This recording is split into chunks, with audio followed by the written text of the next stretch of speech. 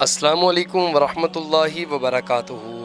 Welcome کرتے ہیں آپ کو اپنے یوٹیوب چینل پہ۔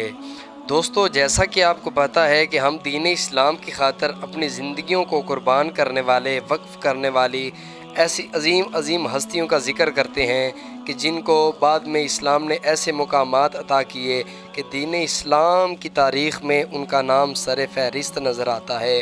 دوستو، آج ہم بات کرنے لگے ہیں اس عظیم ہستی کے بارے میں جن کو ہمارے نبی کریم صلی اللہ علیہ وآلہ وسلم نے یکے بعد دیگرے اپنی دو بیٹیاں جن کے نکاح میں عطا کیں۔ اس ہستی کا ذکر کر رہے ہیں، یعنی خلیفہ سوم حضرت سیدنا عثمان غنی رضی اللہ تعالی عنہ کا ذکر آپ کے سامنے کرنے لگے ہیں۔ تو دوستو، ویڈیو شروع کرتے ہیں آپ کی سیرت کے بارے میں، آپ کے قبول اسلام کے بارے میں۔ تو یہ ویڈیو جاننے سے قبل، آپ کا یہ سارا زندگی کا معاملہ جاننے سے قبل، آپ دوستوں سے گزارش ہے کہ بس جلدی سے چینل کو سبسکرائب کر لیں اور ساتھ دیے ہوئے بیل آئیکن کے بٹن کو دبا دیں تاکہ ہماری آنے والی ہر نئی ویڈیو آپ تک بآسانی پہنچ سکے۔ دوستو، چلیے ویڈیو کا آغاز کرتے ہیں۔ حضرت سیدنا عثمان غنی رضی اللہ تعالیٰ عنہ کے قبول اسلام کے متعلق کتابوں میں لکھا ہے کہ جب آپ حضور نبی کریم علیہ الصلوۃ والسلام کی بارگاہ میں پہلی مرتبہ حاضر ہوئے، اس وقت حضرت ابو بکر صدیق یعنی خلیفہ اول حضرت ابو بکر صدیق رضی اللہ تعالیٰ عنہ بھی آپ کے ساتھ تھے۔ حضرت ابو بکر صدیق رضی اللہ تعالیٰ عنہ کی تبلیغ سے آپ کے دل میں دین اسلام کی شمع روشن ہو چکی تھی۔ آپ نے حضور نبی کریم صلی اللہ علیہ وآلہ وسلم سے ملاقات میں دریافت کیا کہ یا رسول اللہ، آپ کا ہم لوگوں کے درمیان کیا مقام ہے؟ حضور نبی کریم صلی اللہ علیہ وآلہ وسلم نے فرمایا، لا الہ الا اللہ محمد رسول اللہ۔ آپ نے جب حضور نبی کریم صلی اللہ علیہ وآلہ وسلم کی زبان پاک سے کلمہ طیبہ سنا تو کانپ اٹھے۔ پھر حضور نے فرمایا، سورہ زاریات کی آیات کی تلاوت کی جن کا ترجمہ یہ ہے، بسم اللہ الرحمن الرحیم۔ اے لوگو، اہل ایمان کے لیے زمین میں بے شمار نشانیاں ہیں اور تمہاری اپنی ذات میں کئی نشانیاں موجود ہیں۔ کیا تم دیکھتے نہیں کہ آسمان میں تمہارا رزق ہے اور وہ چیز بھی جس کا وعدہ تم سے کیا گیا ہے؟ زمین و آسمان کے رب کی قسم، حق یہی ہے اور ایسے ہی جیسے تم بول رہے ہو۔ حضرت عثمان غنی رضی اللہ تعالیٰ عنہ نے جیسے ہی فرمان خدا بندی سنا تو آپ نے عرض کیا، مجھے کلمہ پڑھائیں۔ حضور نبی کریم صلی اللہ علیہ وآلہ وسلم نے آپ کو کلمہ پڑھایا اور یوں آپ دائرہ اسلام میں داخل ہو گئے۔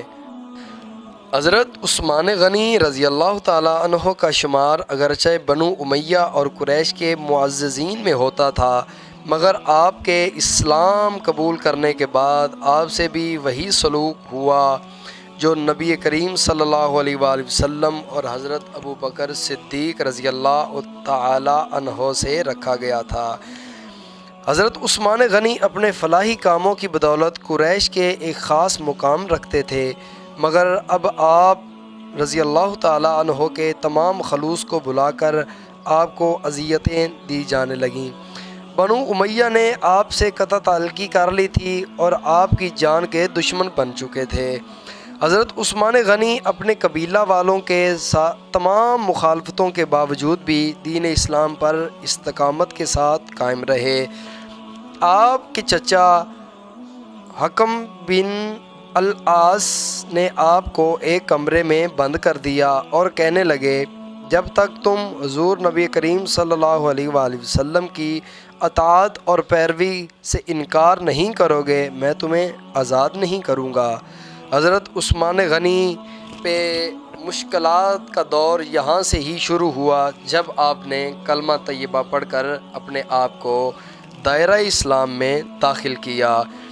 پہلا امتحان یہی تھا۔ حضرت عثمان غنی رضی اللہ تعالیٰ عنہ کا چچا حکم بن العاص آپ رضی اللہ تعالیٰ عنہ کو رسیوں سے جکڑ دیتا اور کمرے میں آگ جلا کر دھواں بھر دیتا۔ اس کے علاوہ بھی آپ کو کئی طریقوں سے اذیتیں دیتا رہا تاکہ آپ دین اسلام سے پھر جائیں، لیکن آپ نے ایسا آخری وقت تک بھی نہیں کیا۔ حضرت عثمان غنی نے ان تمام مصائب کو برداشت کیا اور دین اسلام پر قائم رہے۔ حضرت عثمان غنی رضی اللہ تعالی عنہ کے چچا نے جب آپ کو دیکھا کہ ان کی سخت اذیتوں کے باوجود ان کا بھتیجا دین اسلام پر قائم ہے، تو اس نے بالآخر تنگ کرنا چھوڑ دیا اور آپ کو قید سے آزاد کر دیا اور آپ رضی اللہ تعالی عنہ کو آپ کے حال پر چھوڑ دیا۔ آپ فرماتے ہیں کہ میں ایک مرتبہ اپنی خالہ کے گھر میں گیا، اس نے میری طرف دیکھا، گفتگو کرتے ہوئے کہا، اے عثمان، تمہاری 2 ازواج ہوں گی، دونوں انتہائی حسین اور خوبصورت ہوں گی، نہ تم نے ان جیسی عورتوں کو پہلے کبھی دیکھا ہوگا، اتنی حسین خوبصورت ہوں گی، اور نہ انہوں نے تم جیسا کوئی حسین اور جوان دیکھا ہوگا۔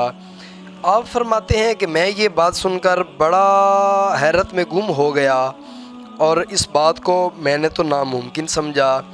اس کے بعد جب حضور نبی کریم صلی اللہ علیہ وآلہ وسلم نے اعلان نبوت فرمایا تو میری خالہ نے مجھے کہا کہ اے بیٹا، اے عثمان، جس نبی کا میں تیرے سامنے ذکر کیا کرتی تھی، وہ نبی یعنی محمد مصطفیٰ صلی اللہ علیہ وآلہ وسلم اللہ کے نبی بن کر مبعوث ہو گئے ہیں اور آخری نبی بن کر مبعوث ہو گئے ہیں اور لوگوں کو دین حق کی دعوت دیتے ہیں۔ زیادہ عرصہ نہیں گزرے گا کہ تمام دنیا میں ان کے دین کی روشنی پھیل جائے گی، اور جو کوئی دین اسلام سے روگردانی کرے گا وہ تو خسارے میں رہے گا۔ جب آپ دین اسلام میں داخل ہوئے، حضور کی غلامی میں داخل ہوئے، تو حضرت عثمان غنی رضی اللہ تعالیٰ عنہ کی نیک نیتی اور شرافت کی وجہ سے حضور نبی کریم صلی اللہ علیہ وآلہ وسلم نے اپنی صاحبزادی حضرت سیدہ رقیہ کا نکاح آپ رضی اللہ تعالیٰ عنہ سے کر دیا، اور اس کی خواہش آپ کو بھی تھی۔ حضور نبی کریم صلی اللہ علیہ وآلہ وسلم نے نکاح کے موقع پر فرمایا کہ اللہ عز و جل نے میری جانب وحی فرمائی ہے کہ میں اپنی بیٹی کا نکاح عثمان سے کروں۔ حضرت عبداللہ بن عباس رضی اللہ تعالی عنہ سے مروی ہے، فرماتے ہیں حضور نے فرمایا کہ اللہ تعالیٰ نے میری جانب وحی بھیجی کہ میں اپنی بیٹی کی شادی عثمان سے کر دوں۔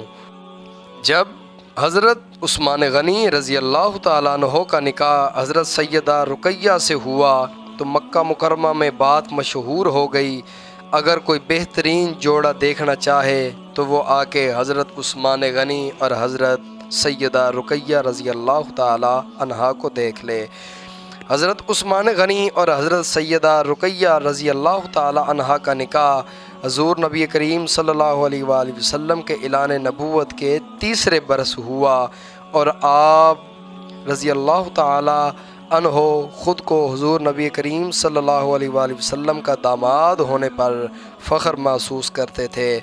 آپ چونکہ صاحب حیثیت تھے، آپ کے پاس مال دولت پیسہ بہت زیادہ تھا، اس لیے حضور نبی کریم صلی اللہ علیہ وآلہ وسلم کی شہزادی کو بھی ہر طرح کی آسائش مہیا کی اور ان کے آرام اور سہولت کا ہر ممکن خیال رکھا۔ اس لیے رکھا کہ یہ ہمارے نبی محتشم، نبی مکرم، نور مجسم صلی اللہ علیہ وآلہ وسلم کی لخت جگر ہیں۔ تو دوستو، آج کی ویڈیو میں آپ سے حضرت عثمان غنی رضی اللہ تعالیٰ عنہ کی دائرہ اسلام میں کیسے داخل ہوئے یہ آپ کو بتایا، اور آپ کا پہلا نکاح جو حضور نبی کریم صلی اللہ علیہ وآلہ وسلم کی لخت جگر حضرت سیدہ رقیہ رضی اللہ تعالی عنہا سے ہوا، وہ آپ کے سامنے رکھا۔ انشاءاللہ اگلی ویڈیو میں آپ کی زندگی کے اور واقعات جو آپ نے دین اسلام کی خاطر کام کیا، اپنا مال پیش کیا، وہ انشاءاللہ آپ کے سامنے رکھیں گے۔ دوستو، امید کرتا ہوں ویڈیو اچھی لگی ہے۔ اگر ویڈیو اچھی لگی ہو تو چینل کو جلدی سے جلدی سبسکرائب کریں، اور تاکہ ہماری آنے والی ہر نئی ویڈیو آپ تک بآسانی پہنچ سکے۔ اجازت دیجیے، اگلی ویڈیو تک کے لیے اللہ حافظ۔